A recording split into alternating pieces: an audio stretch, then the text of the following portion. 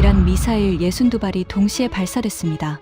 미군 기지 3곳을 향해 날아간 미사일은 단 한 발도 목표에 닿지 못했습니다. 전멸, 요격률 100%. 그런데 막아낸 건 미국의 패트리어트가 아니었습니다. 이란 혁명수비대 정보장교가 분석한 요격 데이터에는 충격적인 이름이 적혀 있었습니다.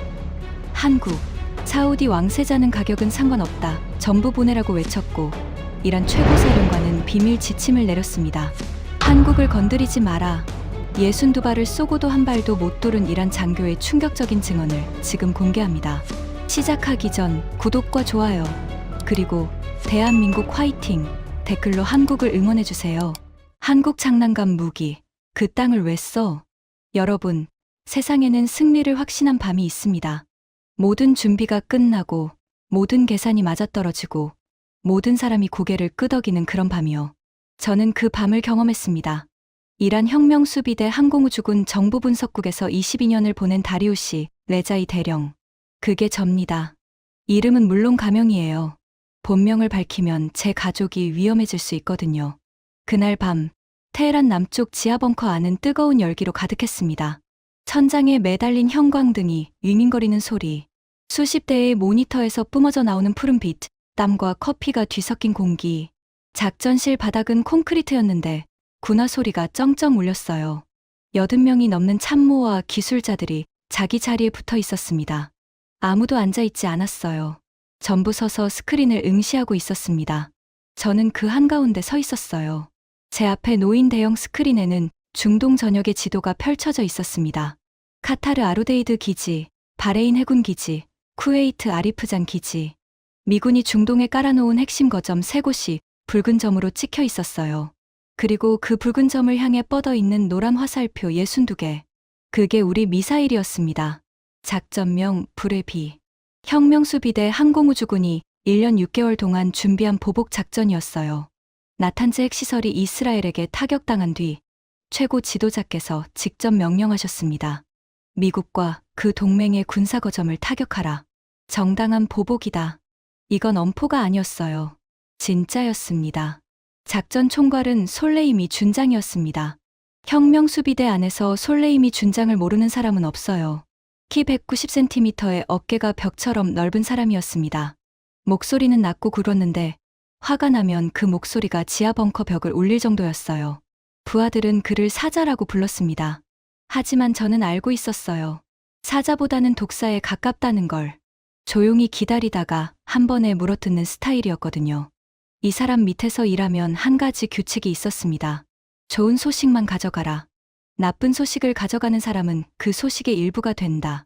그게 벙커 안에서 공공연한 농담이었는데 아무도 웃지 않았어요. 농담이 아니었거든요.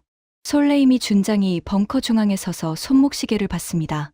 금색 테두리가 형광등 빛에 반짝였어요. 시간 됐나? 작전 담당 중령이 대답했어요. 발사 준비 완료. 62기 전 기지 대기 중입니다. 발사.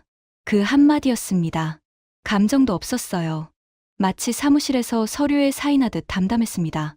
하지만 제 심장은 그렇지 않았어요. 쿵 하고 한 번 크게 뛰더니 목구멍까지 올라오는 것 같았습니다. 22년 동안 이 일을 해왔지만 실제 대규모 발사 명령이 떨어지는 순간은 매번 다릅니다. 손바닥에 땀이 차서 바지에 문질렀어요. 모니터 속 지도에서 노란 화살표들이 움직이기 시작했어요. 1차 발사, 카타르 방향 18발. 2차 발사, 바레인 방향 22발. 3차 발사, 쿠웨이트 방향 22발. 이란 서부, 남부, 해안가에 분산 배치된 이동식 발사대에서 동시에 불꽃이 치솟았습니다. 밤하늘을 가르는 미사일 62발. 위성 카메라에 잡힌 발사 장면은 마치 땅에서 별이 솟아오르는 것처럼 보였어요. 벙커 안 공기가 달라졌습니다. 숨을 죽이고 있던 참모들의 얼굴에 흥분이 번지기 시작했어요. 누군가 주먹을 쥐었고 누군가는 입술을 깨물며 스크린을 응시했습니다. 옆에 서 있던 작전 장교의 콧구멍이 벌렁거렸어요. 긴장과 흥분이 뒤섞인 표정이었습니다. 1차 발사 정상 이탈 확인. 2차 발사 정상 이탈 확인. 3차 발사 정상 궤도 진입. 보고가 연달아 올라왔어요. 62발 전부 정상 발사. 단 한 발의 오작동도 없었습니다. 솔레이미 준장의 입꼬리가 올라갔어요. 그 사람이 웃는 걸 본 건 1년 만이었습니다. 옆에 서 있던 참모에게 어깨를 두드리며 뭔가 속삭였는데 참모가 고개를 끄덕이며 같이 웃었어요. 레자이 대령. 예, 준장님. 탄착 확인되면 즉시 보고해. 위성 링크 실시간으로 돌려. 알겠습니다. 저는 위성 정보 담당팀으로 달려갔습니다. 벙커 동쪽 복도 끝에 있는 작은 방이었어요. 6대의 모니터가 나란히 놓여 있었는데 모니터마다 다른 위성 채널이 돌아가고 있었습니다. 러시아제 정찰위성 데이터와 자체 통신 감청 시스템, 그리고 중국에서 넘어오는 상용위성 피드가 동시에 돌아가고 있었어요. 방 안에 기술자 4명이 헤드셋을 쓴 채로 키보드를 두드리고 있었습니다. 키보드 소리가 빗소리처럼 쉴 새 없이 울렸어요. 미사일 비행 시간은 기지별로 달랐어요. 카타르까지 약 14분, 바레인까지 12분, 쿠웨이트까지 9분. 숨을 참고 기다렸습니다. 모니터 속 노란 점들이 아라비아 반도를 가로지르며 목표를 향해 수렴하고 있었어요. 속도가 빨라질수록 점들 사이 간격이 좁아졌습니다. 마치 메가 먹잇감을 향해 급강하하는 것처럼. 쿠웨이트 방향 1차 탄착 예상 시간 2분. 심장이 귀에서 뛰는 것 같았어요.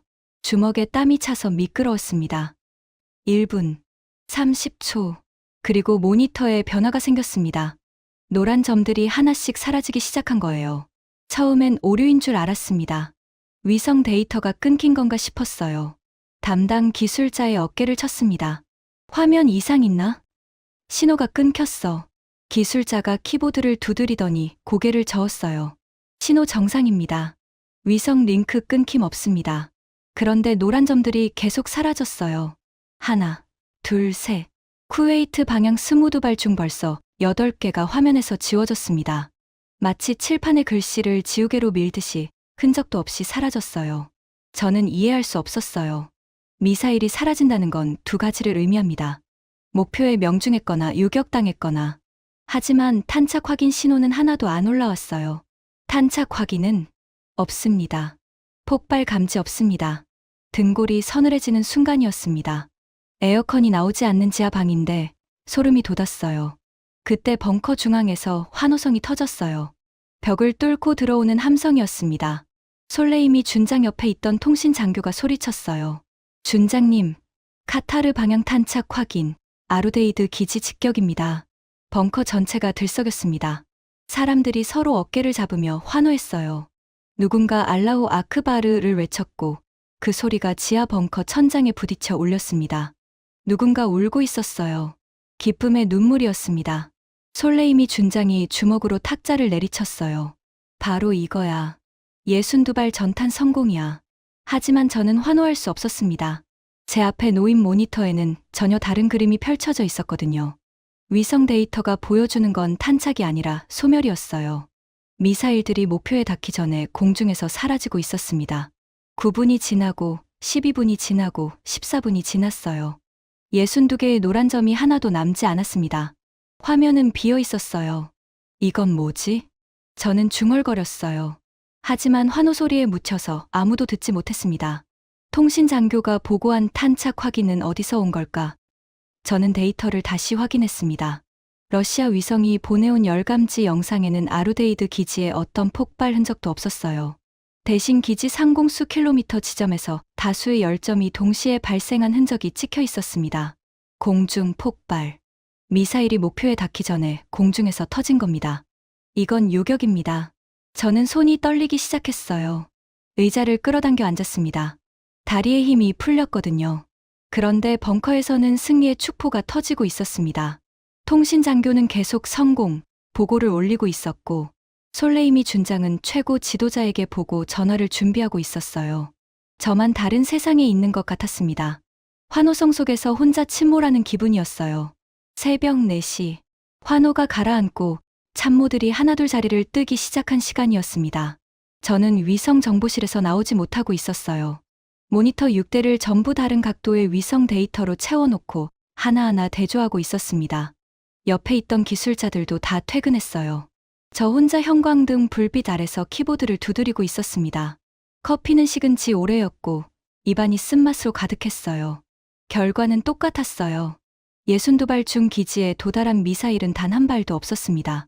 전부 공중에서 요격됐어요. 열감지 데이터가 그걸 증명하고 있었습니다. 카타르 아루데이드 기지 상공에서 18개 열점 확인. 바레인 기지 상공에서 22개 열점 확인. 쿠웨이트 기지 상공에서 22개 열점 확인.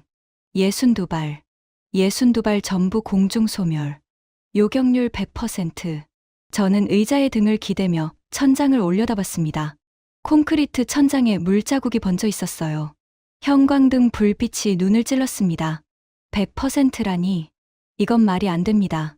걸프전 때 미국 패트리어트 요격률이 공식적으로 70%였어요. 비공식적으로는 40%도 안 된다는 분석이 있었습니다. 이스라엘 아이언돔도 실전에서 90%를 넘기기 어려웠어요. 그런데 100%, 62발을 한 발도 빠짐없이, 이건 전쟁의 역사를 다시 써야 하는 숫자였습니다. 대령님, 뒤에서 목소리가 들렸습니다. 돌아보니 위성팀 소위 한 명이 서 있었어요. 얼굴이 창백했습니다. 20대 초반인데 입술이 파랗게 질려 있었어요. 왜 그래? 고해상도 위성사진 도착했습니다. 아루데이드 기지요. 소위가 내민 태블릿을 받아들었습니다. 사진이 선명했어요. 러시아 위성이 아니라 중국 쪽에서 넘어온 상용 위성 데이터였습니다. 해상도가 훨씬 좋았어요. 건물 지붕의 볼트까지 보일 정도였습니다. 아루데이드 기지는 멀쩡했습니다.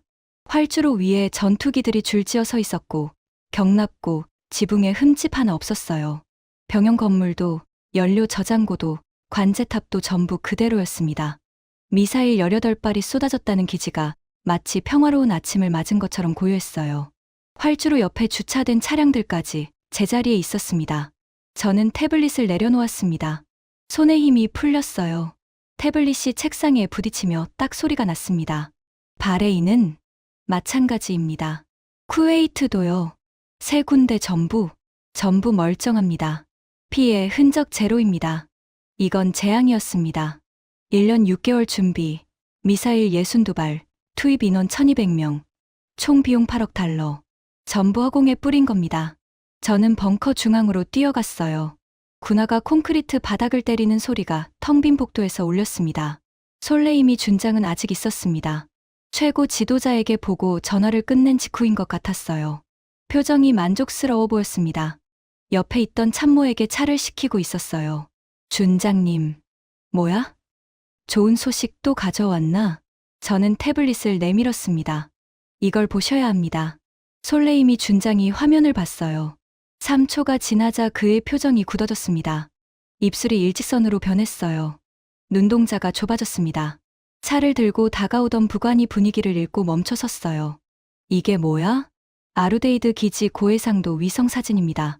새벽에 촬영된 겁니다. 피해 흔적이 없습니다. 피해 흔적이 없다고? 그의 목소리가 한 톤 내려갔어요. 화가 났을 때 나오는 목소리였습니다. 벙커 안공기가 순간적으로 얼어붙는 느낌이었어요. 18발을 쐈는데 피해가 없어. 위성이 잘못 찍은 거 아니야? 바레인과 쿠웨이트도 동일합니다. 세 기지 전부 피해 없음. 그리고 아까 통신 장교가 보고한 탄착 확인은 출처를 확인 못했습니다. 솔레이미 준장의 얼굴이 붉어지기 시작했어요. 목혈관이 튀어나왔습니다. 관자놀이가 파르르 떨렸어요. 통신 장교. 벙커 구석에서 통신 장교가 달려왔어요. 20대 후반의 젊은 대위였는데 준장의 얼굴을 보자마자 걸음이 느려졌습니다. 마치 맹수 앞에 선 토끼 같았어요. 아까 탄착 확인 보고는 어디서 온 거야? 그게 지상 관측소에서 올라온 보고를 전달한 것입니다. 어느 관측소? 통신 장교가 말을 더듬었어요. 이마에 땀이 맺혔습니다. 이라크 국경 쪽 네번 관측소에서 하늘의 섬광을 확인했다는 보고가 올라왔고 그것을 탄착으로 판단해서 보고드렸습니다. 솔레이미 준장이 탁자를 내리쳤습니다. 쾅 하는 소리에 벙커 전체가 조용해졌어요. 차 잔이 흔들리며 쨍그랑 소리를 냈습니다. 섬광이 탄착이야? 그 섬광이 뭔지 확인은 했어. 미사일이 공중에서 요격돼도 섬광은 생겨. 이 멍청한 자식아. 내가 확인도 안 하고 최고 지도자에게 거짓 보고를 올리게 만든 거야. 통신 장교가 고개를 숙였습니다. 어깨가 떨리고 있었어요. 얼굴이 백지장처럼 하얘졌습니다. 저는 그 장면을 보면서 이걸 정리해야 한다고 생각했습니다. 감정이 아니라 데이터가 필요했어요. 누군가를 때린다고 미사일이 되살아나는 건 아니니까요. 준장님, 정확한 피해 판정을 위해 전수조사가 필요합니다. 솔레이미 준장이 저를 쏘아봤어요. 눈이 충혈돼 있었습니다. 전수조사? 62발 전부의 궤적 데이터를 분석하고 위성 사진을 시간대별로 대조하고 적의 방공 체계가 뭘 쓴 건지 파악해야 합니다. 그래야 다음 작전 계획을 세울 수 있습니다. 솔레이미 준장이 한참 저를 바라봤습니다. 그의 눈빛에서 분노와 계산이 동시에 돌아가는 게 보였어요. 이 사람은 감정에 휘둘리는 것처럼 보이지만 속으로는 항상 계산기를 돌리고 있습니다. 좋아, 조사해. 그런데 그 다음 말이 문제였습니다. 단, 결론은 하나야. 무슨 말씀이십니까? 미국 패트리어트가 일부 요격한 것으로 우리 미사일은 목표에 상당한 피해를 줬다. 이 결론으로 보고서를 써. 저는 귀를 의심했어요. 위성사진에 기지가 멀쩡하게 찍혀 있는데 피해를 줬다고 보고하라니. 준장님, 위성사진에는 피해가 전혀 없습니다. 이 사진이 유출되면 아무도 우리 말을 안 믿습니다. 솔레이미 준장이 한 걸음 다가왔어요. 그의 그림자가 저를 덮었습니다. 190cm의 체구가 형광등 빛을 가렸어요. 커피와 담배가 섞인 냄새가 코를 찔렀습니다. 레자이 대령. 나는 30분 전에 최고 지도자께 작전 성공을 보고했어. 미국 기지에 상당한 피해를 줬다고 말씀드렸지. 그런데 지금 나한테 그게 거짓말이었다고 보고하라는 거야? 저는 사실을 말씀드리는 겁니다. 사실, 솔레이미 준장이 코웃음을 쳤어요. 코에서 나는 바람이 제 얼굴에 닿았습니다. 사실이 뭔데? 위성사진 한 장이 사실이야? 아니면 62발의 미사일을 쏜 혁명수비대의 명예가 사실이야? 최고 지도자께 보고한 내용을 뒤집으면 내 목이 날아가. 내 목이 날아가면 내 목도 같이 날아가는 거야. 이해하나? 그가 돌아서며 말했습니다. 조사는 해. 하지만 보고서의 결론은 내가 말한 대로 써. 패트리어트가 일부 요격했고 우리도 상당한 타격을 줬다. 이해했나? 저는 대답하지 못했어요. 솔레이미 준장이 벙커를 나갔습니다. 군화 소리가 복도를 울리며 멀어졌어요. 형광등이 윙윙거리는 소리만 남았어요. 옆에 서 있던 부관이 저를 보며 낮게 속삭였습니다. 대령님, 그냥 시키는 대로 쓰시죠. 괜히 눈 밖에 나면 당신이 위험해집니다. 여기서 진실이 뭔 소용입니까? 저는 그 말을 듣고 태블릿을 다시 봤어요. 멀쩡한 아루데이드 기지 사진이 화면을 채우고 있었습니다. 62발. 한 발도 안 닿았어요. 이건 숨길 수 있는 문제가 아니었습니다. 미국이 가만히 있을 리 없어요. 며칠 안에 전 세계 언론에 요격 성공 뉴스가 쏟아질 겁니다. 그때 우리가 상당한 피해를 줬다고 주장하고 있으면 어떻게 되겠습니까? 국제사회의 웃음거리가 되는 겁니다. 하지만 그것보다 더 심각한 문제가 있었어요.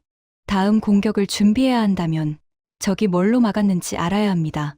모르는 채로 또 쏘면 또 전멸해요.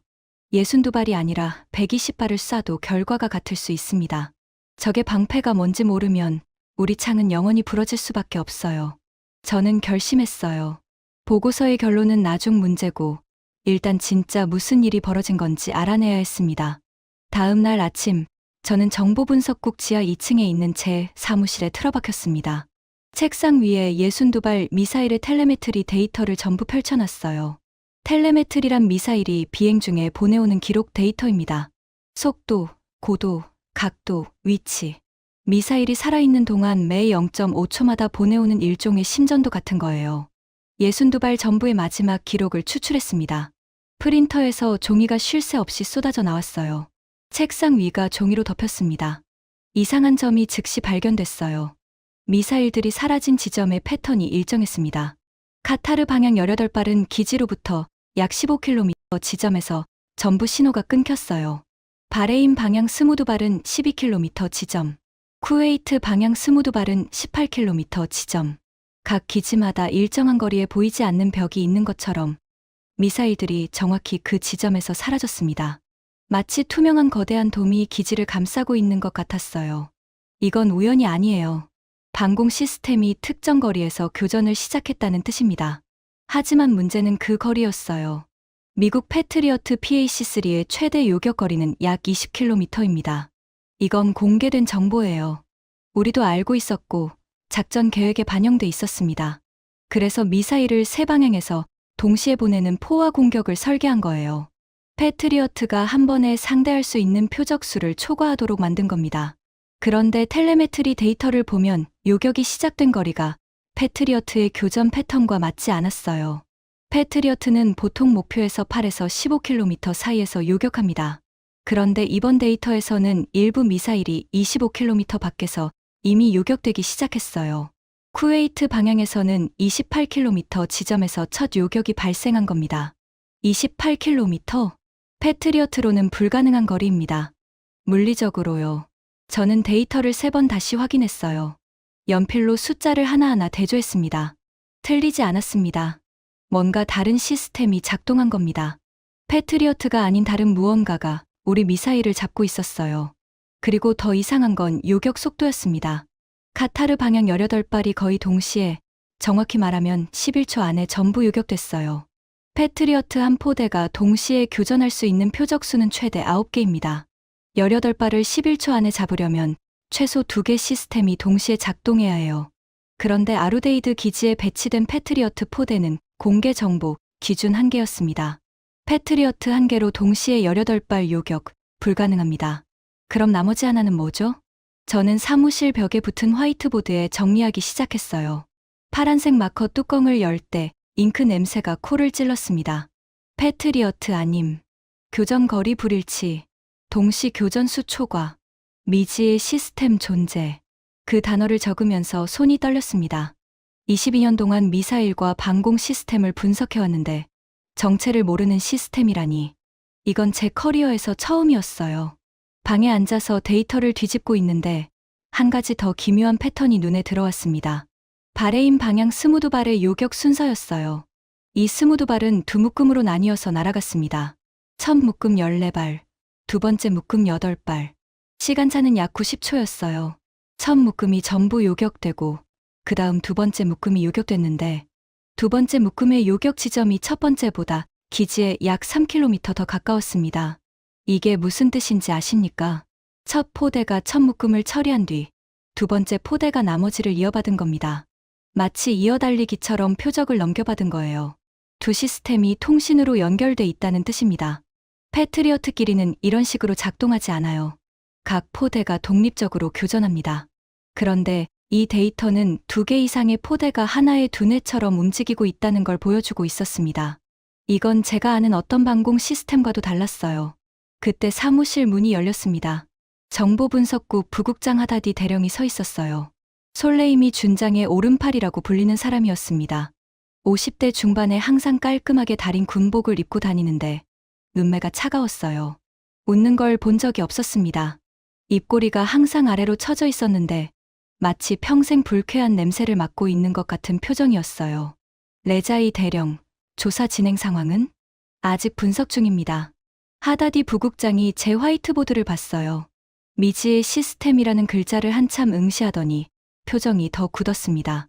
이건 뭐야?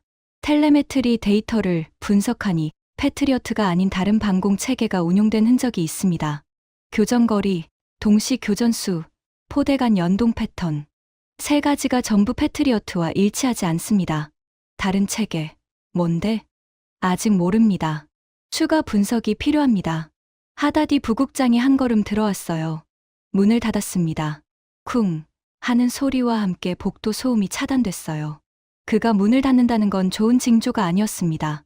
레자이 대령, 준장님 지시를 기억하나? 기억합니다. 그럼 패트리어트가 요격한 걸로 쓰면 되잖아. 미지의 시스템이 뭔데? 괜히 복잡하게 만들지 마. 위에서 원하는 건 깔끔한 보고서야. 패트리어트가 일부 막았고 우리도 피해를 줬다. 이거면 충분해. 저는 화이트보드를 가리켰어요. 부국장님, 데이터가 맞지 않습니다. 이 교전 패턴은 패트리어트가 아닙니다. 만약 우리가 패트리어트라고 보고했는데 나중에 다른 시스템인 걸로 밝혀지면 다음 작전 계획 자체가 틀어집니다. 적의 방공 능력을 잘못 평가한 채로 다시 미사일을 쏘면 또 전멸합니다. 62발이 아니라 200발을 쏴도 마찬가지예요. 하다디 부국장의 눈이 가늘어졌어요. 그의 목소리가 한 톤 낮아졌습니다. 그건 내가 걱정할 일이 아니야. 내일은 보고서를 쓰는 거야. 결론은 정해져 있어. 넌 거기에 맞춰서 숫자를 채우면 돼. 부국장님, 그건 조작입니다. 공기가 얼어붙었어요. 그 단어를 꺼낸 순간 후회했습니다.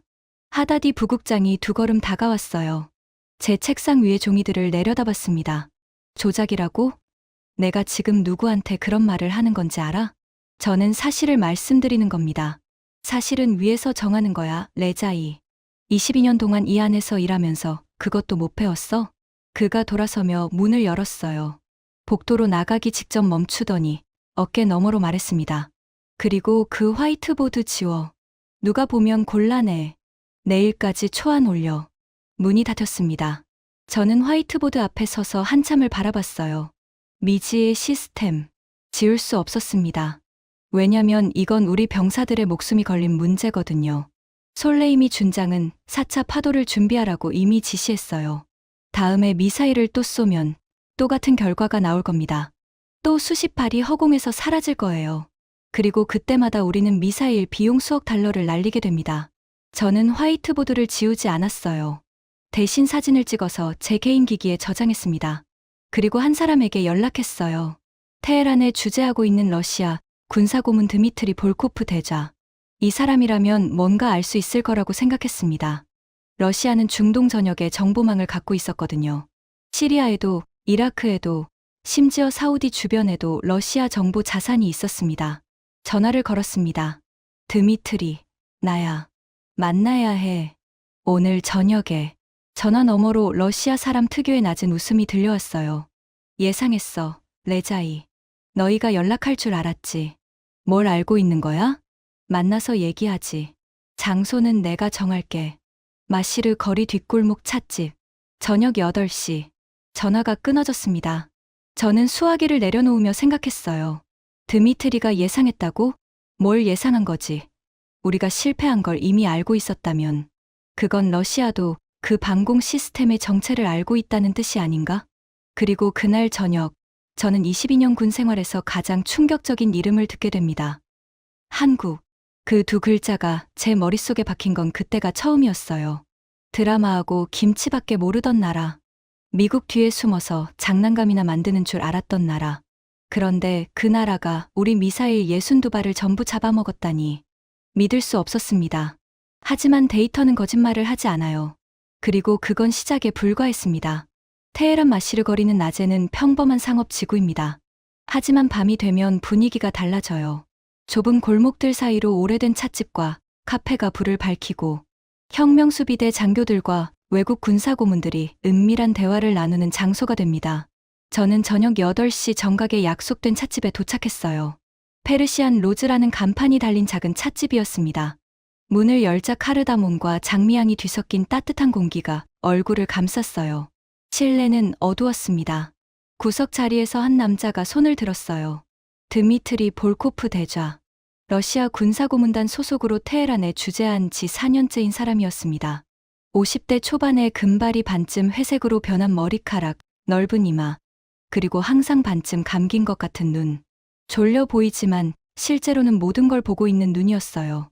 러시아 정보총국 출신이라는 소문이 있었는데 본인은 부인도 긍정도 하지 않았습니다.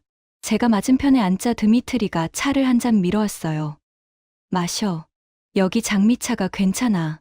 드미트리, 잡담할 기분이 아니야. 알아. 너희 얼굴에 다 써 있으니까. 그가 찻잔을 들며 말했습니다. 62발. 전멸이지? 저는 대답하지 않았어요. 하지만 제 표정이 이미 대답한 거나 마찬가지였겠죠. 어떻게 알았어? 레자이, 우리도 위성을 갖고 있어. 너희 미사일이 발사된 순간부터 추적하고 있었지. 그리고 새 기지에서 무슨 일이 벌어졌는지도 전부 봤어. 그가 주머니에서 접은 종이를 꺼내 테이블 위에 놓았습니다. 펼쳐보니 위성 사진이었어요. 쿠웨이트 아리프잔 기지 상공의 열감지 영상이었습니다. 제가 어제 밤에 본 것과 똑같은 데이터였어요. 너희 미사일 22발이 기지 상공에서 전부 소멸된 거야. 한 발도 안 빠지고. 그건 나도 알아. 내가 궁금한 건 뭐가 막았느냐는 거야. 패트리어트가 아니야. 드미트리의 입꼬리가 올라갔어요. 맞아. 패트리어트가 아니지. 그럼 뭔데? 드미트리가 찻잔을 내려놓았습니다. 주변을 한번 둘러봤어요. 옆 테이블에 아무도 없는 걸 확인하고 목소리를 낮췄습니다. 천궁. 뭐? 천궁. 한국이 만든 방공 시스템이야. 정식 명칭은 천궁이점, 수출명은 철매이라고도 불러. 저는 멍하니 앉아 있었습니다. 한국이라는 단어가 머릿속에서 빙글빙글 돌았어요. 한국이라고? 왜? 놀라워? 한국이 방공 시스템을 만들어? 그 나라는 드라마하고 화장품이나 만드는 데 아니야? 드미트리가 웃었어요. 이번에는 제대로 된 웃음이었습니다. 어깨가 흔들릴 정도로요. 레자이, 너도 참 웃긴 사람이야. 22년 동안 미사일 분석을 해왔으면서 한국 방산을 몰라? K-9 자주포 모르나? 경우에 따라서 독일 PC-2000보다 나은 평가를 받는 장비야. FA-50 경공격기는 T-50 훈련기 기반인데 동남아 시장을 싹쓸이했지. 그건 육군 장비 아니야? 방공은 다르잖아. 다르지 않아. 한국은 이미 단거리부터 중거리까지 자체 개발한 방공 시스템 라인업을 갖고 있어. 천마, 신궁, 비궁, 그리고 천궁. 체계적으로 밑에서부터 쌓아 올린 거야. 저는 고개를 저었어요. 믿기 어려웠습니다. 드미트리, 미국 기지를 한국 무기가 지키고 있다고. 그게 말이 돼. 미국한테는 패트리어트가 있잖아. 사드도 있고. 왜 굳이 한국 걸 쓰겠어? 드미트리가 손가락으로 테이블을 톡톡 두드렸어요. 거기가 핵심이야, 레자이. 미국이 왜 한국 시스템을 들여왔겠어? 패트리어트가 부족해서. 아니야.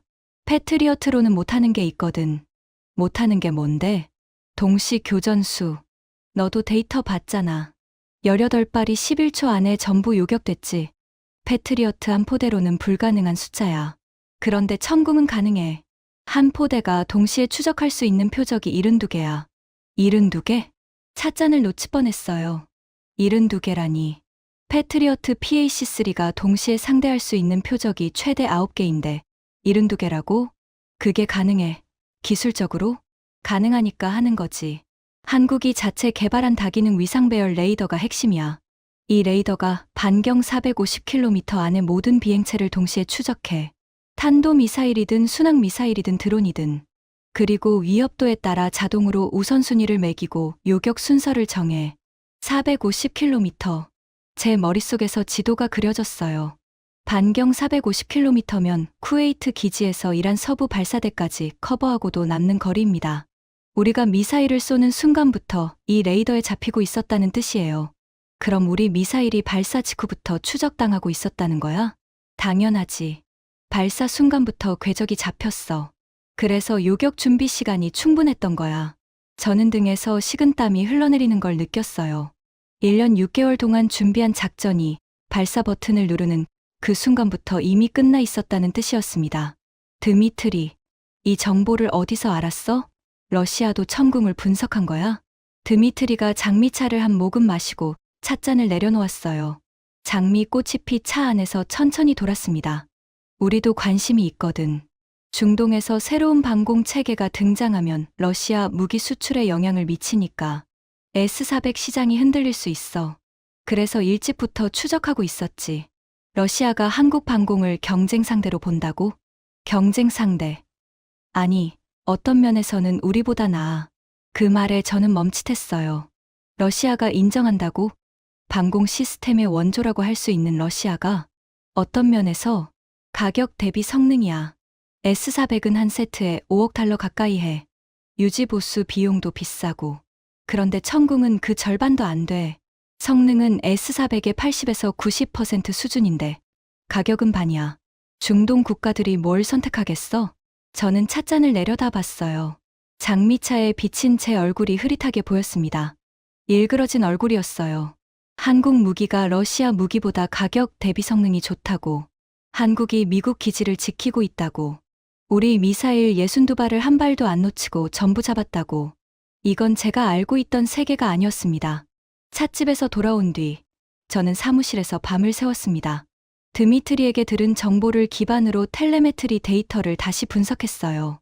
이번에는 천궁이라는 필터를 걸고 보니 이전에 이해하지 못했던 패턴들이 하나씩 풀리기 시작했습니다. 하지만 진짜 충격은 다른 곳에 있었어요. 2차 파도 데이터를 분석하면서 발견한 겁니다. 우리는 1차 발사 이후 45분 뒤에 2차 파도를 보냈어요. 28발이었습니다. 1차에서 살아남은 방공 체계가 재장전할 시간을 주지 않으려고 빠르게 보낸 건데 결과는 같았습니다. 28발 전멸. 여기까지는 이미 알고 있었어요. 그런데 제가 놓친 게 있었습니다. 타이밍이에요.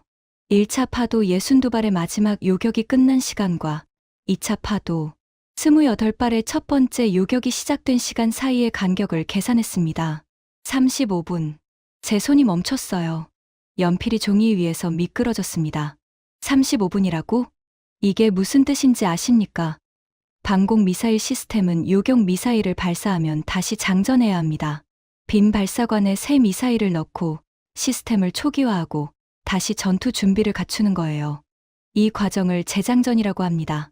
패트리어트의 재장전 시간은 공개 자료 기준으로 약 3시간입니다. 실전에서는 더 걸린다는 분석도 있어요. 발사관을 교체하고 미사일을 적재하고 시스템을 리셋하고 사격 테스트까지 하면 4시간도 넘을 수 있습니다. 그런데 이 시스템은 35분 만에 재장전을 끝내고 다시 전투 준비를 마친 겁니다. 3시간이 아니라 35분. 이건 우리 작전의 근본적인 전제를 뒤집는 숫자였어요. 불의 비 작전의 핵심은 포화 공격이었습니다. 한 번에 많은 미사일을 보내서 방공 체계의 처리 능력을 초과시킨다. 그래서 일부라도 뚫는다. 그게 기본 전략이었어요. 하지만 재장전이 35분이면 포화 공격이 의미가 없어요. 우리가 1차 파도를 보내고 2차를 준비하는 사이에 상대방은 이미 다시 만반의 준비를 갖추고 기다리고 있는 겁니다.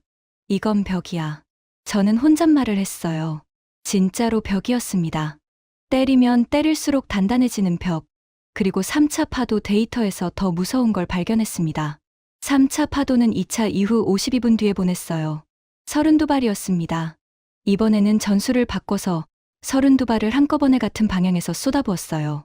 한 기지에 32발을 집중시키면 아무리 뛰어난 시스템이라도 한계가 올 거라고 판단한 거예요. 결과요? 32발 전멸. 하지만 이번에 충격적이었던 건 전멸 자체가 아니라 전멸 방식이었습니다. 32발이 동시에 기지 상공에 접근했는데 요격 데이터를 보니 3개의 다른 지점에서 동시에 요격이 이루어진 거예요. 마치 3명의 사수가 각자 다른 각도에서 동시에 사격한 것처럼 32발이 세 묶음으로 나뉘어서 각각 11발, 11발, 10발씩 처리됐습니다. 이건 포대 간 자동 연동입니다. 3개의 포대가 하나의 두뇌에 연결돼서 날아오는 32발을 자동으로 분배해서 처리한 거예요. 사람이 일일이 지정한 게 아닙니다. 컴퓨터가 순식간에 위협을 분석하고 어떤 포대가 어떤 미사일을 맡을지 자동으로 결정한 겁니다. 저는 의자에서 일어나 벽을 향해 걸었어요. 벽에 이마를 댔습니다. 콘크리트의 차가운 감촉이 이마에 전해졌어요. 62발, 28발, 32발, 3차례에 걸쳐 총 122발을 쐈습니다. 한 발도 안 뚫렸어요. 1차 파도에서 동시 포화 공격. 실패. 2차 파도에서 속도전. 실패. 3차 파도에서 집중 공격. 실패. 뭘 해도 안 되는 겁니다. 그리고 이건 제가 보고해야 하는 내용이었어요. 솔레이미 준장에게. 다음 날 오전, 저는 분석 보고서 초안을 들고 솔레이미 준장의 집무실로 갔습니다. 벙커 2층에 있는 넓은 방이었어요. 벽에 최고 지도자 초상화가 걸려 있었고 책상 위에는 이란 국기와 혁명수비대 깃발이 나란히 꽂혀 있었습니다. 준장은 책상 뒤에 앉아 있었어요. 하다디 부국장이 옆에 서 있었습니다.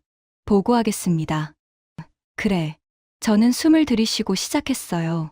1차 파도 62발, 전량 요격. 2차 파도 28발, 전량 요격. 3차 파도 32발, 전량 요격.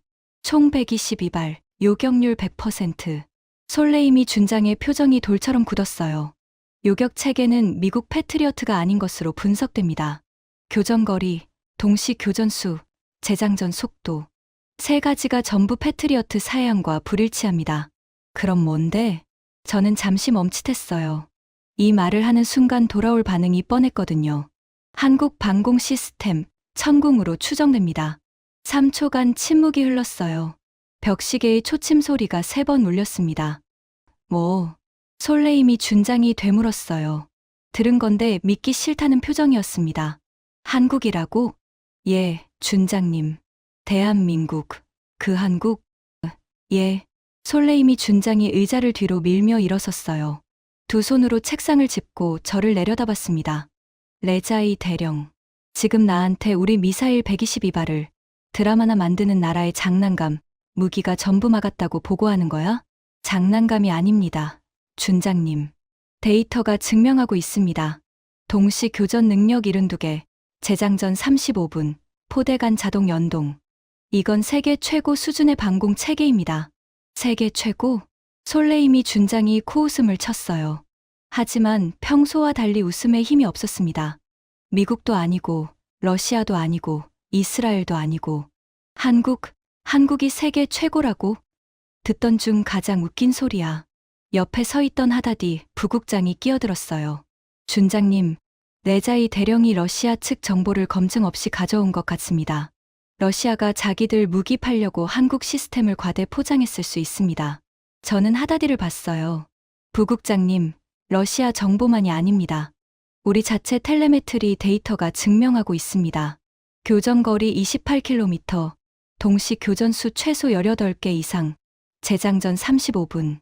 이 세 수치는 패트리어트로 설명이 안 됩니다. 하다디가 눈을 가늘게 뜨며 말했어요. 설명이 안 되면 데이터가 잘못된 거야. 전자전 교란이 있었을 수도 있고 텔레메트리 수신 오류일 수도 있어. 62발의 텔레메트리가 전부 동일한 오류를 보였을 가능성은 사실상 제로입니다. 솔레이미 준장이 손을 들어 우리를 멈췄어요. 됐어. 레자이, 너한테 한 가지만 물어볼게. 예, 준장님. 4차 파도를 쏘면 뚫을 수 있어? 저는 대답할 수 없었어요. 대답하면 안 되는 게 아니라 사실대로 말하면 준장이 듣고 싶어하는 대답이 아니었거든요. 현재 데이터로는 뚫을 수 없습니다. 솔레이미 준장의 얼굴이 붉어졌어요. 목혈관이 다시 튀어나왔습니다. 못 뚫어. 122발이 안 됐으니까 200발을 쏘면 되잖아. 300발을 쏘면 되잖아. 준장님, 이 시스템은 포대 간 자동 연동이랍니다. 미사일 수를 늘려도 포대를 추가하면 대응 가능합니다. 그리고 재장전이 35분이기 때문에 파도 공격도 의미가 없습니다. 우리가 2차를 준비하는 동안 상대는 이미 원상 복귀합니다. 그럼 어쩌라고, 아무것도 못하고 앉아 있으라고. 준장의 고함이 집무실 벽을 울렸어요. 하다디 부국장이 어깨를 움츠렸습니다. 저는 침묵을 유지했어요. 화가 가라앉기를 기다렸습니다. 솔레이미 준장이 창문 쪽으로 걸어가서 등을 보인 채 서 있었어요. 30초쯤 지났을까? 어깨가 천천히 내려갔습니다. 레자이. 예, 준장님. 이건 아직 아무한테도 말하지 마. 한국이라는 단어도 꺼내지 마. 알겠나? 알겠습니다. 그리고 추가 조사해. 이 시스템의 약점을 찾아. 반드시. 노력하겠습니다. 저는 집무실을 나왔어요. 복도를 걸으며 생각했습니다. 약점을 찾으라고. 하지만 122발을 쏴도 한 발도 못 뚫은 시스템의 약점을 어떻게 찾겠습니까? 지금까지 우리가 알아낸 건 이 시스템이 얼마나 강한지 뿐이에요. 약한 지점은 아직 하나도 발견하지 못했습니다. 이틀 뒤 드미트리에게서 연락이 왔어요. 레자이, 좋은 선물이 있어. 뭔데? 만나서 보여줄게. 이번에는 내가 갈게. 내 사무실로. 30분 뒤 드미트리가 정보분석국 지하 2층 제 사무실에 나타났습니다. 손에 외장 하드 하나를 들고 있었어요. 검은색 소형 하드디스크였는데 러시아 국방부 봉인 스티커가 붙어 있었습니다. 이게 뭐야? 폴란드 파일. 드미트리가 하드를 책상 위에 놓으며 말했어요. 한국이 폴란드에 첨공 시스템을 수출한 기록이야. 계약서, 기술 사양서, 배치 일정, 운용 매뉴얼 요약본. 우리가 폴란드 쪽 정보 자산을 통해 확보한 거지. 저는 하드를 컴퓨터에 연결했습니다. 파일이 열리자 눈앞이 아찔해졌어요. 폴란드 국방부와 한국 사이의 방공 시스템 도입 계약이었습니다. 계약 금액은 약 38억 달러. 첨공 시스템 6개 포대, 발사대 48기, 요격 미사일 720발, 지휘 통제 체계, 10년간 유지 보수, 기술 이전 일부 포함. 하지만 저를 진짜로 놀라게 한 건 계약 금액이 아니었어요. 배치 일정이었습니다. 계약 체결부터 1차 포대 실전 배치까지 11일. 11일이요. 이게 말이 됩니까? 미국 패트리어트를 도입하면 계약부터 배치까지 최소 18개월이 걸립니다. 군수 장비 도입이라는 게 원래 그래요. 계약하고 생산하고 수송하고 설치하고 테스트하고 인원 훈련하고 이 과정에 보통 1년에서 2년은 걸리는 겁니다. 그런데 11일이라고? 드미트리, 이거 오류 아니야? 오류가 아니야. 한국은 시스템을 모듈화해서 컨테이너에 넣어보내. 현장에서 조립하고 즉시 가동이 가능하게 만들어놨어. 그리고 운영 인원 교육도 한국에서 시뮬레이터로 먼저 끝내고 보내지. 11일 만에 실전 배치가 가능한 방공 시스템이라고? 그래. 그게 한국의 경쟁력이야. 미국은 성능은 좋지만 느려. 러시아는 성능도 좋고 빠르지만 정치적 리스크가 있어. 한국은 성능, 속도, 가격, 정치적 부담 없음. 네 가지를 전부 갖추고 있어. 저는 폴란드 파일을 넘기면서 기술 사양서 부분에서 멈췄어요. 레이더 탐지 거리 450km, 동시 추적 표적수 72개, 동시 교전수 최대 36개, 요격 고도 최대 40km, 요격 확률 단일 목표 기준 97% 이상. 이 숫자들이 종이 위에 찍혀 있는 걸 보자 현기증이 났어요. 드미트리에게 들었을 때는 반신반의했는데 공식 문서에 기록된 숫자를 보니 달랐습니다. 이건 진짜였어요. 그런데 드미트리, 한 가지 더 궁금한 게 있어. 뭔데? 사우디. 사우디 쪽 정보는 있어? 드미트리의 표정이 미묘하게 변했어요. 뭔가 알고 있지만 말할지 말지 고민하는 표정이었습니다. 왜 사우디를 물어보는 거야? 우리 동맹인 후티 반군이 사우디를 계속 공격하고 있잖아. 그런데 최근 들어 후티 미사일 요격률이 갑자기 올라갔다는 보고가 있었어. 혹시, 저는 말을 끊었어요. 드미트리의 표정을 보니 제 추측이 맞는 것 같았거든요. 사우디도 천궁을 갖고 있는 거야? 드미트리가 고개를 끄덕였어요. 사우디 왕세자가 직접 결정한 거야. MBS가. 후티 미사일 공격이 심해지면서 미국한테 패트리어트 추가 도입을 요청했는데 미국이 의회 승인 문제로 질질 끌었거든. 그 사이에 사우디는 한국과 비밀리에 접촉했어. 사우디가 한국 무기를? 저는 또 한 번 놀랐어요. 사우디는 전통적으로 미국 무기만 쓰는 나라입니다. 중동에서 가장 부유한 나라가 최고 성능의 미국제 무기만 고집해왔어요. 그런 사우디가 한국 무기를? 사우디가 도입한 뒤 뭐가 달라졌는데? 드미트리가 하드에서 다른 파일을 열었어요. 여기 봐. 이건 우리가 예멘 쪽 정보 자산을 통해 확보한 데이터야. 화면에 표가 떴습니다. 후티 반군이 사우디를 향해 발사한 미사일 기록이었어요. 날짜, 발수, 요격 결과. 그런데 어느 시점을 기준으로 요격률이 확연히 달라져 있었습니다. 한국 시스템 배치 전에는 요격률이 62% 수준이었어요. 패트리어트만으로 대응하던 시기였습니다. 38%의 미사일이 뚫고 들어왔다는 뜻이에요. 석유시설, 공항, 군사기지에 피해가 발생했었죠. 하지만 한국 시스템이 배치된 이후에는 요격률이 96%로 뛰었어요. 그리고 최근 3개월간의 기록은 100%였습니다. 47발. 드미트리가 말했어요. 사우디가 한국 시스템을 배치한 뒤 후티가 쏜 미사일 47발이 전부 요격됐어. 한 발도 안 빠지고. 저는 의자 등받이에 머리를 기대며 눈을 감았어요. 47발. 그 47발은 후티 반군이 쐈지만 미사일 기술은 우리가 제공한 겁니다. 이란의 미사일 기술이 들어간 무기예요. 우리가 만든 걸 후티가 쐈고 한국이 막은 겁니다. 그리고 우리가 직접 쏜 62발도 한국이 막았어요. 우리 동맹이 쏜 것도 우리가 직접 쏜 것도 전부 한국이 막아낸 거예요. 이건 우연이 아니었습니다. 한국이라는 나라가 중동의 하늘을 완전히 장악하기 시작한 거였어요. 드미트리. 한 가지만 더 알려줘. 사우디 왕세자가 한국 시스템을 도입할 때 가격 협상을 했어? 드미트리가 피식 웃었어요. 재밌는 이야기가 있어. MBS가 한국 방산 대표단을 리야드 궁전에 초대했는데 가격표를 보고 이렇게 말했대. 이게 진짜 가격이냐? 너무 싸지 않냐? 더 비싼 버전은 없냐? 더 비싼 버전을 달라고? 응. 사우디한테는 비싼 게 좋은 거거든. 미국한테 비싼 값을 치르고 사왔으니까 한국 시스템이 너무 싸면 성능이 의심스럽다고 생각한 거야. 그런데 실사격 테스트를 직접 본 뒤에 MBS가 말을 바꿨대. 뭐라고? 가격은 상관없다. 재고 있는 거 전부 보내라. 저는 쓴웃음을 지었어요. 중동에서 가장 돈이 많은 남자가 한국 무기를 사재기했다니. 세상이 참 빠르게 변하고 있었습니다. 사우디 데이터까지 확인한 뒤 저는 더 깊이 파고들기 시작했어요. 3차 파도의 동시 교전 데이터를 다시 분석했습니다. 32발을 한 방향에서 동시에 쏟아부었는데 3개 포대가 자동으로 분배 처리한 그 부분이요. 이번에는 요격 시간의 간격을 밀리초 단위로 분석했어요. 그리고 소름 끼치는 사실을 발견했습니다. 세 포대에서 발사된 요격, 미사일의 시간 간격이 최소 0.3초였어요. 인간이 반응할 수 있는 시간이 아닙니다.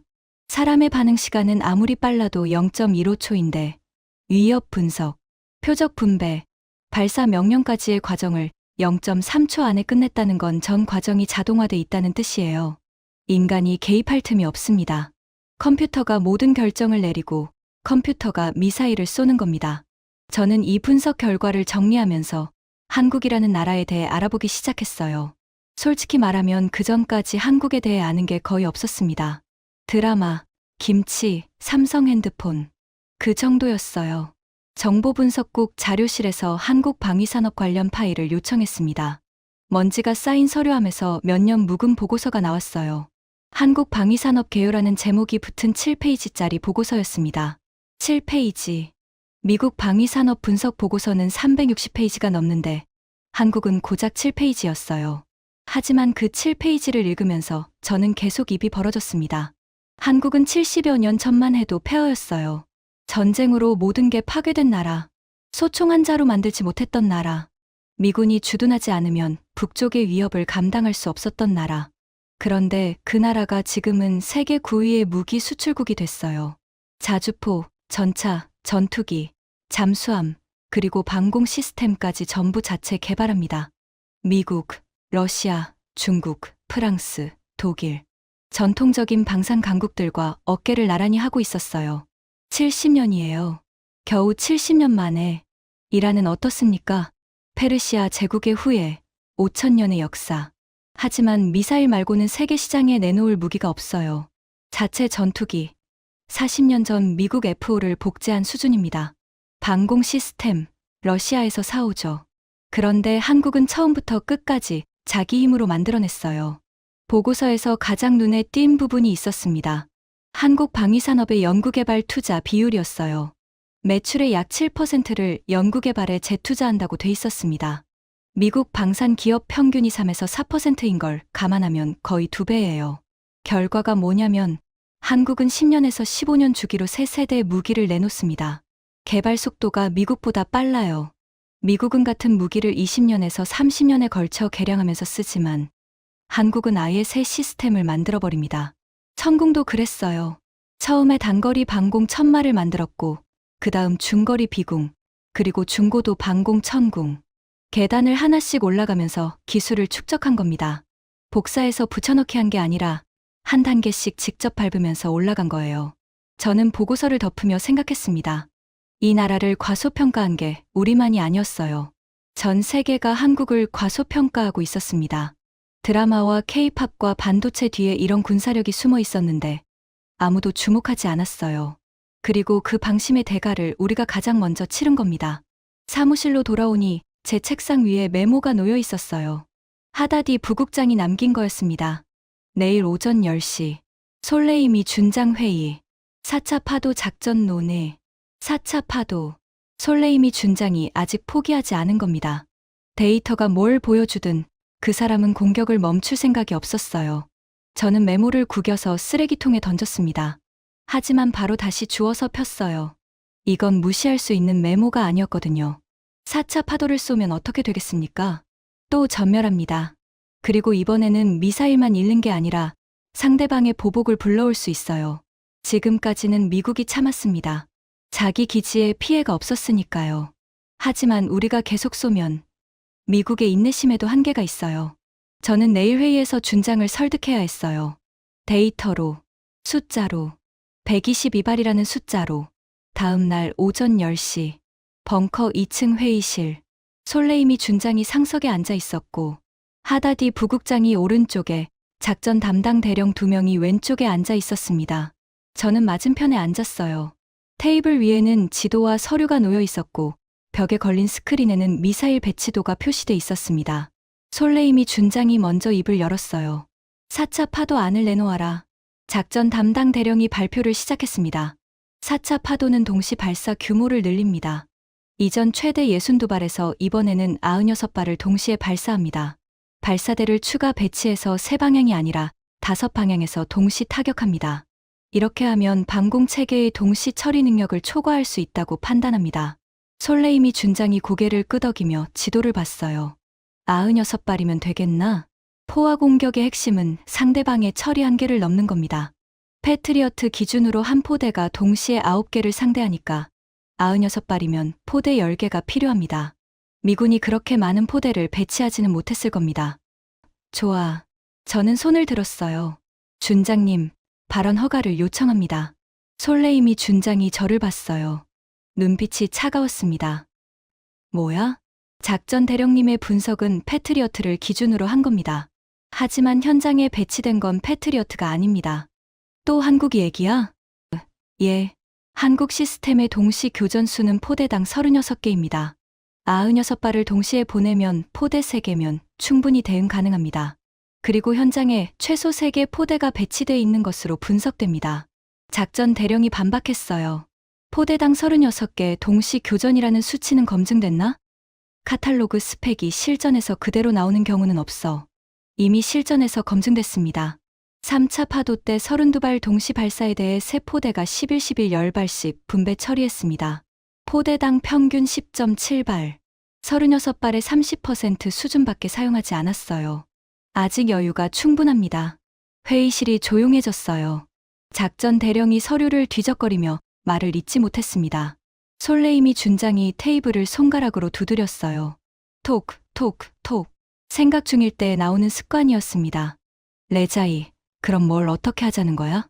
62발을 쐈는데 한 발도 못 뚫었습니다. 28발을 추가로 쐈는데 역시 전멸했습니다. 32발을 한 곳에 집중했는데도 전부 요격됐습니다. 122발, 요격률 100%. 저는 숫자를 하나씩 짚었어요. 96발을 쏴도 결과는 같을 겁니다. 200발을 쏴도 마찬가지입니다. 이 시스템은 포대 간 자동 연동이 되기 때문에 우리가 미사일을 늘리면 상대방도 포대를 추가하면 됩니다. 숫자 싸움으로는 이길 수 없습니다. 그럼 뭘 어쩌라고? 항복하라는 거야? 항복이 아니라 전략 전환입니다. 준장님. 솔레이미 준장의 얼굴이 일그러졌어요. 전략 전환이라는 단어가 그의 자존심을 건드린 거였습니다. 전략 전환. 내가 최고 지도자께 뭐라고 보고해? 한국 무기가 너무 세서 우리가 전략을 바꿔야 합니다. 그게 말이 돼? 준장님, 미사일 96발의 비용은 약 12억 달러입니다. 122발 비용 8억 달러에 더해서 또 12억 달러를 날리면 총 20억 달러입니다. 그 돈이면 우리 공군 전투기 40대를 살 수 있습니다. 솔레이미 준장이 자리에서 벌떡 일어섰어요. 지금 돈 얘기를 하는 거야? 이건 혁명수비대의 명예가 걸린 문제야. 돈 문제가 아니라고. 하다디 부국장이 끼어들었어요. 준장님, 레자이 대령의 의견에도 일리가 있지만 4차 파도를 포기하는 건 시기상조라고 봅니다. 다만 발사 규모를 좀 더 늘리고 전자전 교란을 병행하면 결과가 다를 수 있습니다. 얼마나 늘려야 되는데? 하다디가 서류를 넘기며 말했어요. 150발 규모를 제한합니다. 전자전 교란기 4대를 동시에 가동하면서 솔레이미 준장이 저를 봤어요. 레자이, 150발의 전자전까지 하면? 저는 입을 열기 전에 3초간 생각했습니다. 진실을 말하면 준장이 폭발할 거예요. 하지만 거짓을 말하면 150발과 전자전 장비까지 날리게 됩니다. 준장님, 한국 시스템은 ECCM, 전자전 대응 능력을 보유하고 있습니다. 주파수 도약 기술을 사용하기 때문에 일반적인 전자전 교란으로는 레이더를 무력화할 수 없습니다. 그리고 150발을 쏴도 포대 5개면 충분히 대응 가능합니다. 미국이 추가 포대를 요청하면 한국은 11일 안에 배치합니다. 11일. 한국 시스템의 긴급 배치 능력입니다. 모듈형이라 조립하면 바로 가동됩니다. 우리가 150발 공격을 준비하는데 2주가 걸린다면 그 2주 안에 상대방은 방어를 더 강화합니다. 솔레이미 준장이 양손으로 테이블을 짚고 저를 내려다봤어요. 레자이 대령. 내 말은 뭘 해도 안 된다는 거야? 데이터가 그렇게 말하고 있습니다. 데이터가? 준장이 웃었어요. 하지만 웃음이 아니었습니다. 이를 드러낸 것에 가까웠어요. 나는 데이터를 믿지 않아. 전쟁은 데이터로 하는 게 아니야. 의지로 하는 거야. 준장님, 의지로 물리법칙을 바꿀 수는 없습니다. 회의실 공기가 얼어붙었어요. 옆에 앉은 작전 대령이 고개를 숙였고 하다디 부국장의 눈이 가늘어졌습니다. 솔레이미 준장이 천천히 고개를 돌려 하다디를 봤어요. 하다디, 4차 파도 준비시켜. 150발. 알겠습니다, 준장님. 레자이 대령은 이건에서 빠져. 저는 가슴이 쿵 내려앉는 걸 느꼈어요. 빠지라고. 22년 동안 정보 분석을 해온 제가 사실을 말했다는 이유로 빠지라는 겁니다. 준장님, 이 결정에 대해 이의를 제기합니다. 이의는 받지 않아. 그럼 제 의견을 공식 보고서로 남기겠습니다. 솔레이미 준장이 멈칫했어요. 공식 보고서라는 건 기록에 남는다는 뜻이니까요. 나중에 4차 파도가 실패하면 제 보고서가 나는 반대했다는 증거가 됩니다. 보고서는 내 자유야. 하지만 4차 파도는 진행한다. 준장이 회의실을 나갔어요. 하다디와 작전 대령들이 뒤를 따랐습니다. 저 혼자 회의실에 남았어요. 벽에 걸린 지도를 바라봤습니다. 이란에서 뻗어나가는 화살표들, 미사일 궤도를 나타내는 노란 선들. 이 화살표 끝에서 젊은 미사일 기술자들이 땀 흘리며 발사대를 정비하고 있을 거예요. 그들은 모르겠죠. 자기들이 발사할 미사일이 공중에서 전멸할 거라는 걸. 저는 회의실을 나와 제 사무실로 돌아갔습니다. 그리고 사무실 문을 잠그고 한 통의 전화를 걸었어요. 혁명수비대 최고사령관 비서실. 제 직속 상관인 솔레이미 준장을 건너뛰고 그 위에 있는 최고사령관에게 직접 보고를 요청한 겁니다.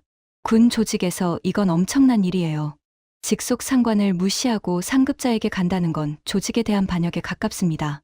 발각되면 군사 재판을 받을 수도 있어요. 하지만 150발의 미사일과 그 뒤에 올 수 있는 보복을 생각하면 제 커리어 따위는 중요하지 않았습니다. 전화를 받은 비서관에게 말했어요. 레자이 대령입니다. 최고사령관님께 긴급 보고 요청합니다. 건명은 불의 비작전 분석 결과 및 추가 작전 위험성 평가입니다. 비서관이 잠시 침묵하더니 물었어요. 해당 건은 솔레이미 준장 관할 아닙니까? 그렇습니다. 하지만 긴급 상황이라 직접 보고가 필요합니다. 5초간 침묵이 흘렀어요. 대기하십시오. 전화가 대기 음악으로 바뀌었습니다. 저는 수화기를 쥔 손에 땀이 차는 걸 느꼈어요. 1분이 지났습니다. 2분이 지났습니다. 대기 음악이 끊기고 비서관이 다시 나왔어요. 레자이 대령님, 내일 오전 7시에 최고사령관 관저로 오십시오. 30분간 면담이 허가됐습니다. 전화를 끊으며 저는 깊게 숨을 들이쉬었어요. 내일이면 모든 게 결정됩니다. 최고사령관이 제 보고를 받아들이면 4차 파도는 취소될 거예요. 하지만 받아들이지 않으면 150발이 또 허공에서 사라지겠죠. 그리고 저는 솔레이미 준장의 보복 목록 맨 위에 올라갈 겁니다. 어떤 쪽이든 되돌릴 수 없는 길이었습니다. 저는 사무실 책상에 앉아서 보고서를 쓰기 시작했어요. 최고사령관에게 보여줄 보고서. 모든 숫자, 모든 데이터, 모든 분석을 담은 보고서. 밤이 깊어갔고 형광등은 계속 윙윙거렸습니다. 새벽 5시에 눈을 떴습니다. 사무실 책상에 엎드려 잠들었더라고요. 목이 뻣뻣하고 허리가 아팠어요. 형광등은 밤새 켜져 있었고 모니터 화면에는 보고서의 마지막 페이지가 떠 있었습니다. 47페이지. 제가 밤새 작성한 보고서의 분량이었어요. 62발의 텔레메트리 분석, 2차 파도 28발 분석, 3차 파도 32발 분석, 전공 시스템의 기술 사양, 폴란드 배치 기록, 사우디 요격 데이터, 그리고 4차 파도 위험성 평가. 22년간의 경력을 전부 쏟아부은 보고서였습니다. 세수를 하고 군복을 다시 매만졌어요. 거울에 비친 제 얼굴은 피곤해 보였지만 눈만큼은 단단했습니다. 최고사령관 관저는 테헤란 북쪽 고지대에 있었어요. 높은 담벼락에 둘러싸인 넓은 정원이 있는 건물이었습니다. 정문에서 신분 확인을 3번 받고 금속 탐지기를 2번 통과하고 호위병 2명과 함께 복도를 걸어 접견실에 도착했어요. 접견실은 넓었습니다. 페르시아 카펫이 바닥을 덮고 있었고 벽에는 이란 고대 전사의 부조가 걸려 있었어요. 창문으로 아침 햇살이 들어오고 있었습니다. 지하 벙커에서만 며칠을 보내다가 햇살을 보니 눈이 부셨어요. 5분을 기다렸습니다. 문이 열리고 최고사령관이 들어왔어요. 모사비 중장. 60대 중반의 마른 체구에 회색 머리카락이 짧게 깎여 있었습니다. 솔레이미 준장과는 완전히 다른 타입이었어요. 목소리가 작고 표정 변화가 거의 없고 말보다 듣는 걸 좋아하는 사람이었습니다. 하지만 혁명수비대에서 이 사람을 무시하는 사람은 없었어요. 조용한 물이 깊다는 걸 모두가 알고 있었거든요. 레자이 대령. 안께 감사합니다, 사령관님. 제가 앉자 모사비 중장이 차를 한 잔 따라주었어요. 직접 최고사령관이 대령에게 직접 차를 따라주는 건 극히 이례적인 일이었습니다. 편하게 말하라는 뜻이겠죠. 보고서를 가져왔다고 들었네. 예, 사령관님. 저는 47페이지 보고서를 테이블 위에 놓았습니다. 겉명은 불의 비작전 분석 결과 및 추가 작전 위험성 평가입니다. 요약해보게. 저는 숨을 한번 들이쉬고 시작했어요. 사령관님, 결론부터 말씀드리겠습니다. 우리는 3차례에 걸쳐 총 122발의 미사일을 미군 기지에 발사했습니다. 요격률은 100%입니다. 한 발도 목표에 도달하지 못했습니다. 모사비 중장의 표정은 변하지 않았어요. 이미 알고 있다는 뜻인지 아니면 감정을 숨기는 건지 판단할 수 없었습니다. 요격 체계는 미국 패트리어트가 아닙니다. 한국이 개발한 천궁이라는 중고도 방공 시스템입니다. 한국. 모사비 중장이 처음으로 반응을 보였어요. 눈썹이 아주 살짝 올라갔습니다. 예, 대한민국입니다. 계속하게. 저는 보고서의 핵심 데이터를 하나씩 짚었어요. 천궁의 동시 교전 수는 포대당 36개, 레이더 탐지 거리 450km, 재장전 시간 35분, 포대 간 자동 연동 가능, 긴급 배치 소요 시간 11일. 각 수치를 말할 때마다 잠깐 멈추며 사령관의 반응을 살폈어요. 모사비 중장은 차를 한 모금 마시며 듣고 있었습니다. 사우디도 같은 시스템을 도입했습니다. 배치 이후 후티 미사일 47발을 전부 요격했습니다. 후티 미사일의 기술은 우리가 제공한 것입니다. 이 말을 할 때 모사비 중장의 손이 멈췄어요. 찻잔이 입술에서 떨어졌습니다. 우리 기술로 만든 미사일이 한국 시스템에 막혔다는 뜻을 이해한 거예요. 우리가 직접 쏜 122발도, 우리 동맹이 쏜 47발도 전부 한국이 막았습니다. 사령관님, 이건 우연이 아닙니다. 한국의 방공 기술이 우리 미사일 기술을 완전히 압도하고 있습니다. 모사비 중장이 찻잔을 내려놓았어요. 4차 파도 얘기를 하려고 온 거지? 예, 사령관님. 솔레이미 준장이 150발을 준비하고 있다는 건 알고 있네. 역시 이미 알고 계셨어요. 최고사령관은 벙커 안에서 벌어지는 모든 일을 파악하고 있었습니다. 사령관님, 150발을 쏴도 결과는 같을 겁니다. 이 시스템은 포대를 추가하면 방어 범위가 비례해서 늘어납니다. 우리가 미사일을 100발 늘리면 상대방은 포대를 3개 추가하면 됩니다. 우리가 2주 걸려 미사일을 준비하는 동안 한국은 11일 만에 포대를 배치합니다. 저는 보고서 23페이지를 펼쳤어요. 재고, 납기, 운용, 재장전, 연동. 이 5가지가 하나의 시스템으로 작동합니다. 이건 제가 밤새 고민해서 정리한 핵심이었어요. 우리가 마주한 건 단순한 무기가 아닙니다. 레이더부터 요격 미사일까지, 생산 라인부터 현장 배치까지 모든 과정이 하나로 연결된 체계입니다. 한 부분을 무력화해도 다른 부분이 보완합니다. 레이더를 교란하면 다른 포대의 레이더가 데이터를 넘겨받습니다. 한 포대가 미사일을 닿으면 35분 안에 재장전됩니다. 포대가 부족하면 11일 안에 새 포대가 도착합니다. 모사비 중장이 천천히 고개를 끄덕였어요. 그래서 뭘 해도 안 된다는 건가? 이 방식으로는 안 됩니다. 미사일 수를 늘려서 뚫는 접근법 자체가 이 시스템 앞에서는 통하지 않습니다. 그리고 4차 파도가 또 실패하면 이번에는 미국의 보복이 올 수 있습니다. 지금까지는 미군 기지에 피해가 없었기 때문에 미국이 참고 있는 겁니다. 하지만 우리가 계속 공격하면 미국 내에서 보복 공격을 요구하는 목소리가 커질 겁니다. 미사일 비용은 122발에 투입된 비용이 약 8억 달러입니다. 4차 파도 150발의 추정 비용은 12억 달러. 합치면 20억 달러입니다. 그 돈이면 우리 공군 전투기 40대를 도입할 수 있습니다. 모사비 중장이 창밖을 바라봤어요. 아침 햇살이 정원의 나무들 사이로 비치고 있었습니다. 나무잎에 이슬이 맺혀 반짝이고 있었어요. 1분쯤 침묵이 흘렀습니다. 긴 1분이었어요. 레자이 대령. 예, 사령관님. 이 보고서는 솔레이미 준장에게 보여줬나? 보여주지 않았습니다. 준장님은 저를 4차 파도 건에서 제외시켰습니다. 그래서 나한테 직접 온 건가? 예, 사령관님만이 이 결정을 바꿀 수 있습니다. 모사비 중장이 저를 바라봤어요.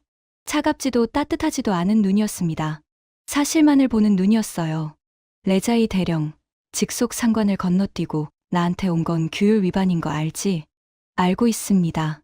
그래도 온 이유는 150발의 미사일이 또 전멸하면 그 뒤에 올 결과가 규율 위반보다 심각하기 때문입니다. 모사비 중장이 아주 작게 끄덕였어요. 거의 눈에 보이지 않을 정도로. 보고서를 두고 가게. 오후에 결정을 내리겠네. 저는 경례를 하고 접견실을 나왔어요. 복도를 걸으며 손을 봤더니 떨리고 있었습니다. 긴장이 풀리니까 다리에도 힘이 빠졌어요. 관절을 나서자 찬바람이 얼굴을 때렸습니다. 테헤란의 겨울 공기는 칼날 같았어요. 하지만 그 차가움이 오히려 정신을 맑게 해줬습니다. 이제 기다리는 수밖에 없었어요. 그날 오후 3시 제 사무실 전화가 울렸습니다. 최고사령관 비서관이었어요. 레자이 대령님, 4차 파도 작전은 보류됐습니다. 보류. 취소가 아니라 보류. 하지만 사실상 취소나 마찬가지였어요. 혁명수비대에서 보류는 영원히 서랍 속에 들어간다는 뜻이거든요. 그리고 비서관이 한마디를 더 했어요. 최고사령관님께서 정군에 비밀 지침을 하달하셨습니다. 건명은 한국 방산 자산에 대한 접근 금지 및 충돌 회피 지침입니다. 저는 수화기를 쥔 채로 멍하니 앉아 있었어요. 한국을 건드리지 마라. 최고사령관이 직접 그런 지침을 내렸다는 건 한국이라는 나라를 적으로 돌려서는 안 된다고 판단한 겁니다. 우리 미사일이 통하지 않는 방패를 가진 나라를 건드리면 우리만 손해니까요. 전화를 끊고 10초쯤 지나자 사무실 문이 벌컥 열렸습니다. 솔레이미 준장이었어요. 얼굴이 시뻘갰습니다. 핏줄이 관자놀이에서 튀어나와 있었어요. 한 걸음 한 걸음이 바닥을 울렸습니다. 내가 했지? 저는 자리에서 일어나 경례했어요. 무슨 말씀이십니까? 최고사령관한테 직접 갔지? 내 머리 위로 넘어간 거잖아. 보고서를 제출한 것은 사실입니다. 준장님. 솔레이미 준장이 2걸음 다가왔어요. 주먹이 불끈 쥐어져 있었습니다. 그가 저를 때릴 수도 있다고 생각했어요. 하지만 때리지 않았습니다. 대신 낮고 굵은 목소리로 말했어요. 레자이, 너는 끝이야. 내 밑에서 다시는 일 못해. 준장님, 저는 제가 해야 할 일을 한 것뿐입니다. 해야 할 일. 상관 등 뒤에 칼을 꽂는 게 해야 할 일이야? 150발이 또 전멸하는 걸 막는 게 제 일입니다. 그리고 그 뒤에 올 수 있는 미국의 보복에서 우리 병사들을 지키는 것도요. 솔레이미 준장의 눈이 흔들렸어요. 분노 뒤에 뭔가 다른 감정이 스치는 게 보였습니다. 뭐였을까요? 당혹감이었을 수도 있고 아주 작은 인정이었을 수도 있어요. 하지만 그는 그것을 즉시 감추었습니다. 두고 봐. 그 한마디를 남기고 준장이 나갔어요. 문이 쾅 닫혔습니다. 저는 의자에 주저앉았어요. 다리에 힘이 완전히 빠졌습니다. 하지만 4차 파도는 멈췄어요. 150발의 미사일이 허공에서 사라지지 않게 됐습니다. 그리고 미국의 보복 공격이 올 위험도 줄었어요. 그것만으로 충분했습니다. 그로부터 한 달 뒤, 저는 정보분석국에서 다른 보직으로 옮겨졌습니다. 솔레이미 준장의 보복이었어요. 예상했던 일이라 크게 놀라지는 않았습니다. 하지만 이상한 일이 벌어졌어요. 제가 작성한 47페이지 보고서가 혁명수비대 내부에서 돌기 시작한 겁니다. 공식 문서가 아니라 비공식적으로 누군가 복사해서 돌린 거예요. 제 이름은 지워져 있었지만 내용은 그대로였습니다. 122발 전멸. 한국 천궁 시스템.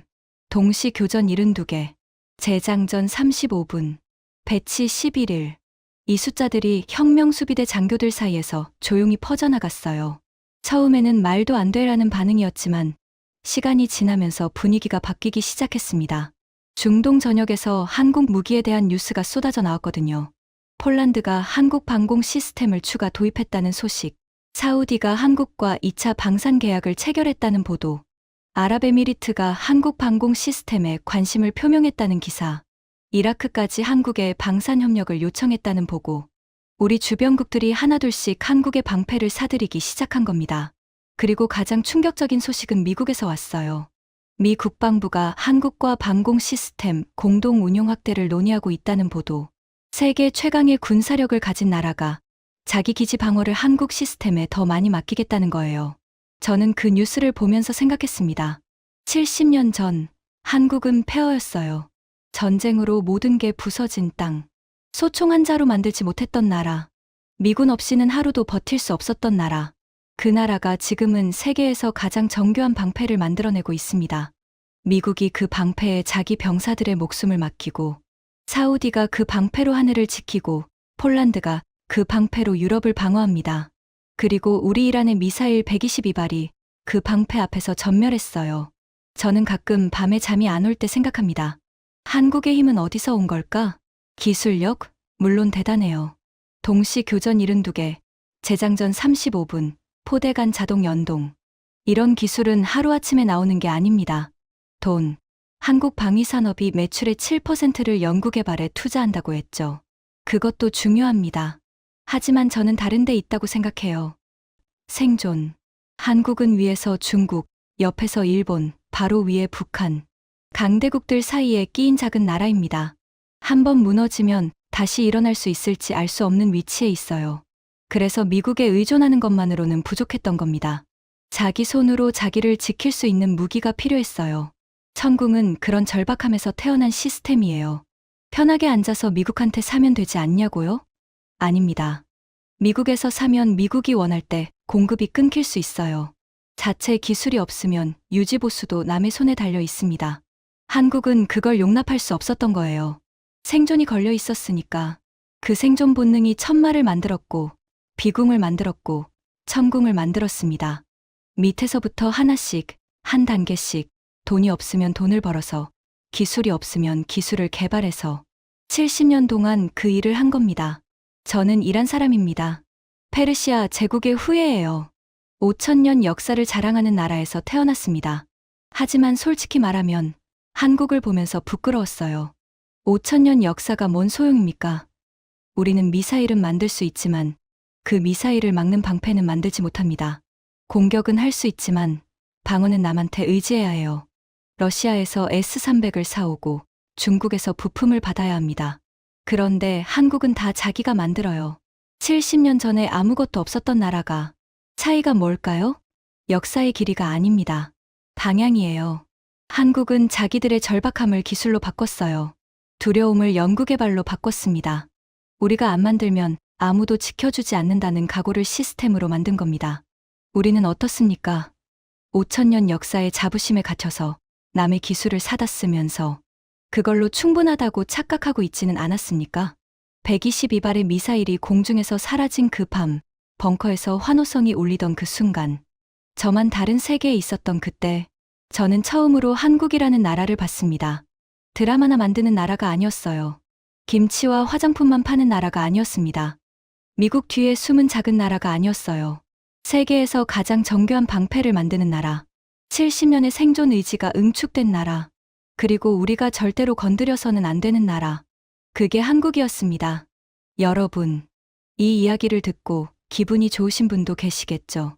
한국의 기술력이 대단하다, 자랑스럽다, 그런 생각이 드실 거예요. 하지만 저는 한 가지만 기억해 주셨으면 합니다. 천궁이 대단한 건 한국이 원래 잘나서가 아닙니다. 자기를 지키지 않으면 아무도 지켜주지 않는다는 걸 뼈저리게 알았기 때문이에요. 전쟁의 폐허에서 일어선 사람들이 다시는 그런 일을 겪지 않겠다는 각오로 만든 방패입니다. 그 방패가 지금 중동의 하늘을 지키고 있어요. 유럽의 하늘을 지키고 있어요. 그리고 미국의 병사들을 지키고 있습니다.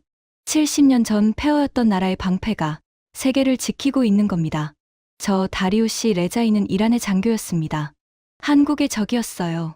하지만 적이었기 때문에 더 정확하게 알고 있습니다. 한국의 방패는 진짜입니다. 그리고 그건 기술이 아니라 생존에서 나온 것이었습니다. 지금까지 이란 혁명수비대 정보장교가 경험한 충격적인 이야기였습니다. 대한민국의 방패가 세계의 하늘을 지키고 있다는 사실을 더 많은 분들이 알 수 있도록 이 이야기를 널리 공유해 주세요. 우리의 기술이 세계를 바꾸고 있습니다. 구독과 좋아요도 부탁드립니다. 지금까지 코리아 소울이었습니다. 감사합니다.